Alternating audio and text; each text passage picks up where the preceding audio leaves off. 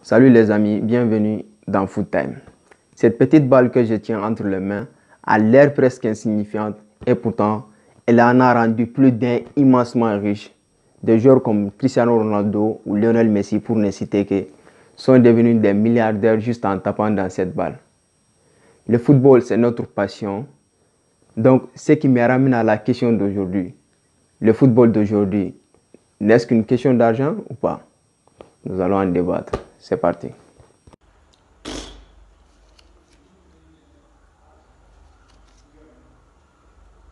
Un secret pour personne. Depuis la création des différentes confédérations, par exemple la CAF en Afrique, l'UEFA, la FIFA, la CONCAF, les clubs de football, les clubs professionnels de football se lancent vraiment dans une bataille sans pitié sur le plan sportif, mais surtout sur le plan financier.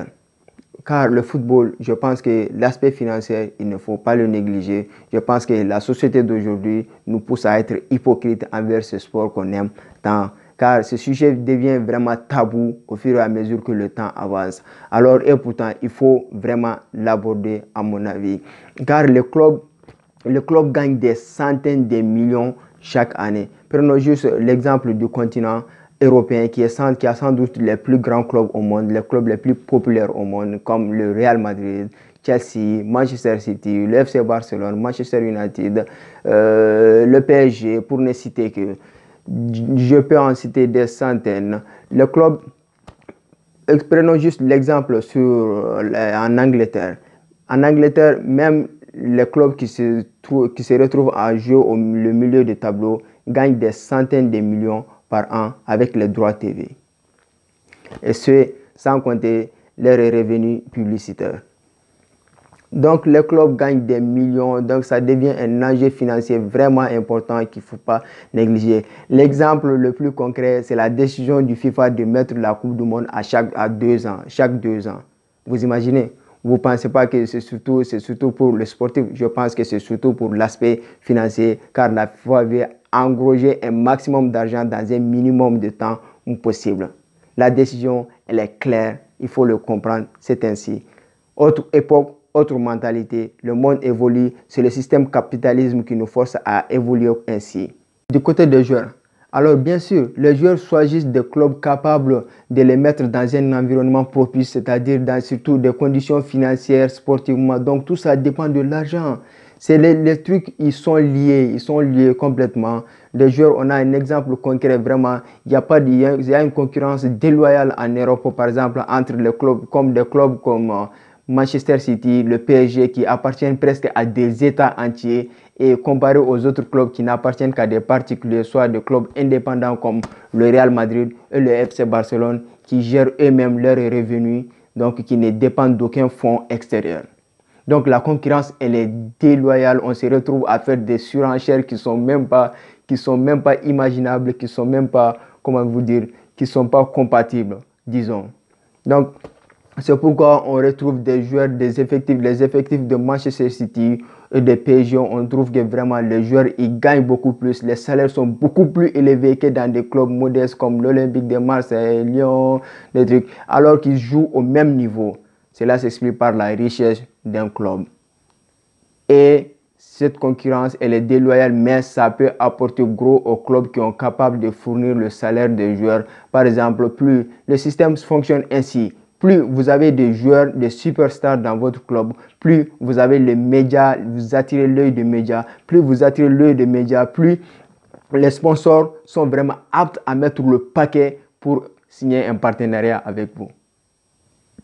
Donc c'est ainsi que le système fonctionne dans le football d'aujourd'hui. C'est un fait qu'on ne peut pas nier, les amis. Je pense que des sponsors comme Nike, Adidas, nous allons prendre par exemple les compagnies du Moyen-Orient comme Fly Emirates, Qatar Airways, vraiment sont capables de mettre des centaines de millions d'euros sur la table juste pour un contrat de sponsoring. Donc avoir l'enjeu, c'est pas des petits. C'est ce qui nous ramène à une surenchère des salaires. Par exemple, l'exemple le plus concret, c'est le cas Wijnaldum qui allait signer au FC Barcelone en été. Quand le Paris Saint-Germain a surenchéri avec un salaire plus élevé, il a complètement changé de direction, il a signé au PSG. Et puis quand on lui pose la question, il dit que le Barça n'était pas capable de lui fournir un salaire. Le Barça était capable de lui fournir, c'était juste que le Barça avait donné un montant plus inférieur à celui du PSG. C'est ainsi, et on a vu l'exemple le plus concret avec le transfert de Neymar, soit le transfert de Coutinho vers Liverpool, de Liverpool vers Barcelone, de Neymar de Barcelone au PSG. Quand Ibrahimovic a quitté le PSG voulait à tout prix une tête d'affiche pour son projet, son immense projet. Donc, il voulait frapper un gros coup.